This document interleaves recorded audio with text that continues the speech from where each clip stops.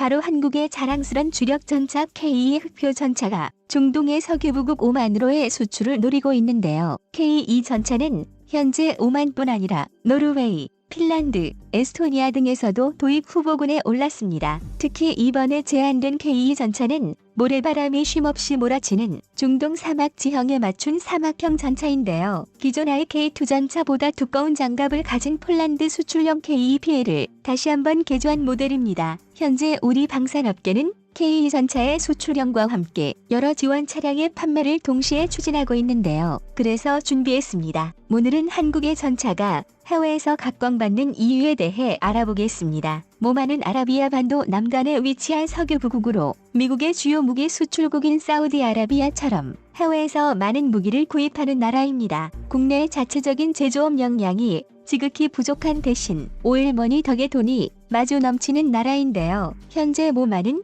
챌린저 2 전차 38대, M60A1 6대 및 M60A3 전차 70세대를 운용해왔습니다. 이들 중 M60A1, A3 전차가 노후화하자 이를 대체하기 위해 지난 2015년에 77대의 신형 전차 구매 사업을 시작해 현재 76대를 발주한 상태입니다. 그리고 추가로 10대의 공병 전차도 요구하고 있는데요. 병력 규모를 생각할 때 이는 상당한 수량입니다. 그런데 아무리 돈이 많은 나라라고는 해도 오만이 왜 대규모 군비 확장을 하는 이유가 궁금한데요. 바로 오만 남쪽이 내전으로 유명한 예멘이기 때문입니다. 예멘은 홍해 입구 아덴만에 위치한 아랍 국가입니다. 그리고 불과 수년 전까지만 하더라도 분단 국가의 성공적인 평화 통일을 막는 것으로 지목됐던 나라였습니다. 과거 예멘은 대립하던 남과 북이 합의를 통해 평화 통일에 성공했습니다. 하지만 2014년 9월 결국 다시 내전이 일어나고 말았는데요. 사우디아라비아와 이란이 각기 다른 세력을 후원하며 내전에 개입하고 심지어 알카에다까지 내전 중의 세력을 불리며 예멘은 엉망이 됐습니다. 당연히 바로 옆 나라인 오만으로도 난민이 쏟아져 들어오는 등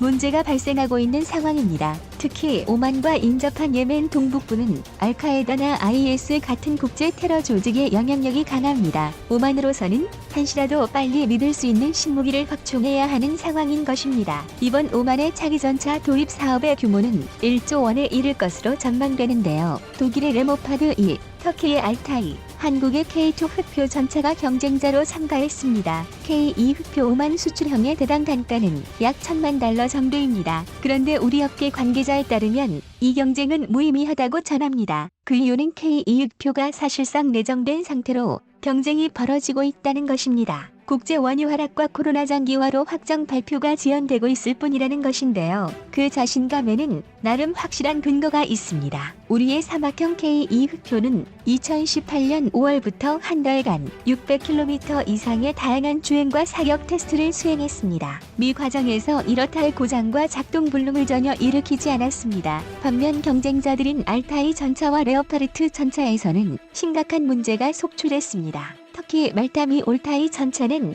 주행 테스트 중에 작동이 멈추면서 오만 관계자들을 실망시켰고, 앞서 테스트된 독일 레오파르트 EA6 전차는 마른 하천인 와디와디에 빠져 주행 성능의 문제를 드러냈습니다. 그러니 오만이 문제가 많은 다른 전차를 고를 일이 없다는 것입니다. 현재 우리 방산업계는 K2 사막형 수출의 확신을 갖고 생산 체계를 갖추고 있습니다. 오만이나 사우디아라비아, UAE 등의 사막 국가에 적합한 K2 사막형 부품 개조 개발 사업을 2019년 10월부터 본격적으로 시작해 내년 9월 30일까지 개발을 완료할 예정입니다. 개발 일정을 1단위로 확정해두는 것은 그리 흔치 많은 일인데요. 이렇게 정확한 일정 조율이 가능했던 것은 방위사업청의 적극적인 협력 덕분이었습니다. 방위사업청은 현재 국내 방산업체들의 부족한 개발 자금을 지원해 우리 방산 기업들의 방위산업 기술력과 글로벌 경쟁력을 강화하기 위해 노력하고 있는데요. 그 일환으로 국방기술진흥연구소를 창설해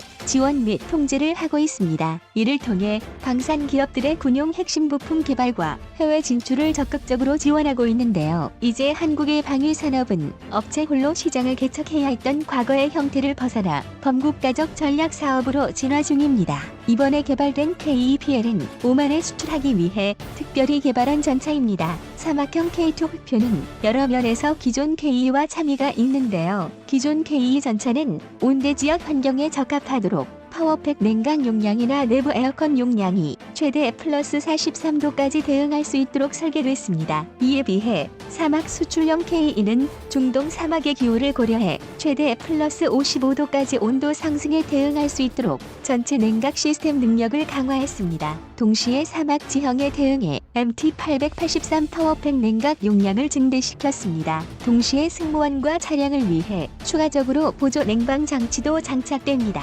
에어컨이 무슨 대수냐고 생각하실 수 있겠지만 승무원이 쾌적한 환경에서 임무를 수행하는 것은 매우 중요한 일입니다. 찜통보다 더운 날씨에 달궈진 쇠는 고기를 익힐 정도로 뜨겁습니다. 당연히 내부 온도도 급상승해 안에 있는 승무원들에게는 집중력을 떨어뜨리는 원인이 되기도 합니다. 그래서 현재 개발되는 첨단 무기들은 승무원의 임무 환경까지 고려해 개발되고 있는 추세입니다. 이뿐만이 아닙니다. K2PL은 뼈대도 다릅니다. 오만이 요구한 전차 하부 방어력 강화를 위해 수출형은 차대 길이를 약간 연장했는데 기존 IK2 전차는 대당 5톤의 중량을 버틸 수 있는 12기의 유기압 현수 장치와 6개의 보기륜을 가지고 있었습니다. 반면 이번에 개량된 사막형 K2는 보기륜을 7륜으로 늘림과 동시에 총 14개의 ISU 현수 장치를 탑재해 70톤의 전투 중량을 견딜 수 있도록 확장했습니다. 이는 서방 최강의 중무장 장갑차로 유명한 미국의 M1 에이브람스 후기형과 맞먹는 중량입니다. 그만큼 방어력을 책임지는 장갑이 두터워졌는데 포탑 전면과 측면에서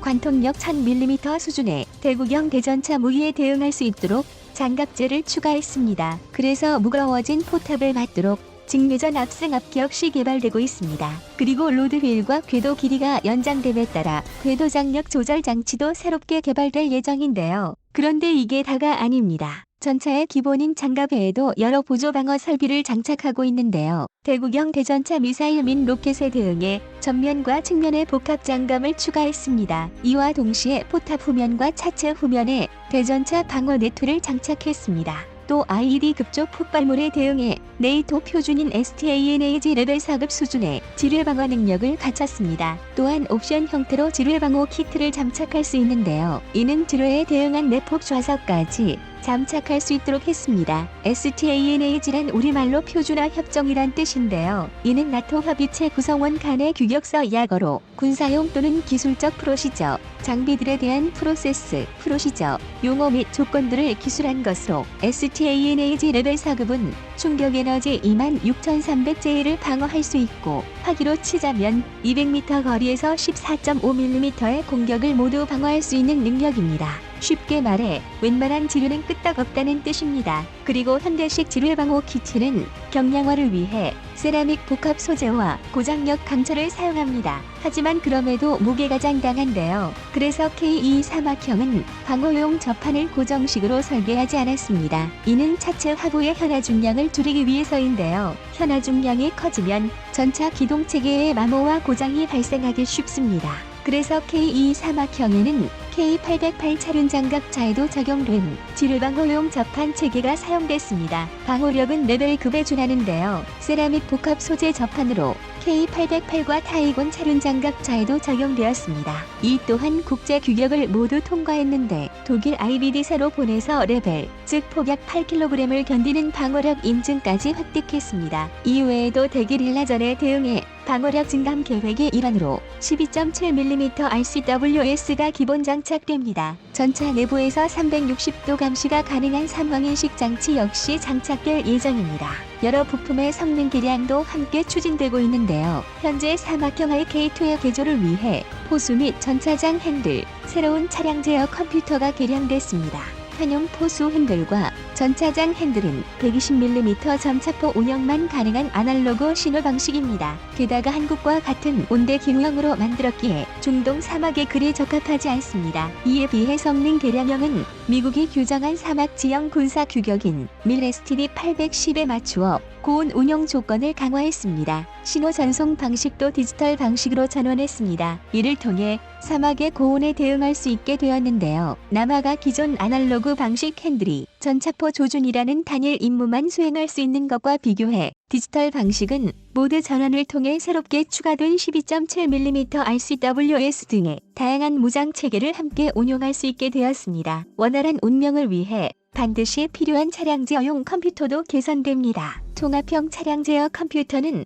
전차 조종석에 설치되어 조종수가 스위치, 기능키 등의 조작을 통해 전차에 장착된 다양한 체계를 운용할 수 있도록 제어하는 시스템입니다. 그러나 기존 K2 전차의 차량 제어 컴퓨터는 이미 개발된 지 10년이 넘은 구형인데, 그래서 수출형의 차량 제어 컴퓨터는 기존과 차원이 다른 최첨단으로 재설계되었습니다. 뿐만 아니라 요즘도 널리 생산 중인 최신 부품을 사용함으로써 중장기 정비 및 군수 정비를 보다 용이하게 했습니다. 우리 방산업계가 자신하는 대로 K2 사막형이 수출된다면 오마니 전차 도입과 함께 추진 중인 10대 공병 전차 역시 수출 대상에 오릅니다. 이 역시 성공적으로 수출이 가능할 것으로 보이는데요. 최근 국내 기업이 개발한 K600 장애물 개척 전차가 있기 때문입니다. K600은 우리 군도 운명하는 공병 전차인데요. 작년 12월 29일 육군에 처음 인도된 신형 중에 신형입니다. K1A1 차체를 기반으로 제작되었으며 미클릭, 지뢰 제거 쟁기, 자기 감응 지뢰 무능화 장비 등 지뢰 제거 능력이 마주 우수합니다. 전시의 비무장지대를 돌파하거나 통일 후 비무장지대 해체 작업을 위해 개발됐는데요. 급조 폭발물의 위협에 노출된 오만군에게도 이는 반드시 필요한 장비입니다. 과거 한국의 방위산업은 다른 나라들의 군사무기를 따라하기 급급했습니다. 하지만 지금의 한국은 우리가 만든 국산 무기의 개량을 통해 완전히 다른 새로운 무기로 재탄생시킬 수 있는 능력을 확보한 것인데요. 그런데 이것이 갖는 의미가 아주릅니다. 이것이야말로 선진군사 강국과 일반 국가들의 결정적인 차이라 할 수 있습니다. 지금 대한민국은 선진군사 강국들이 하는 일들을 지금 하고 있는 것입니다.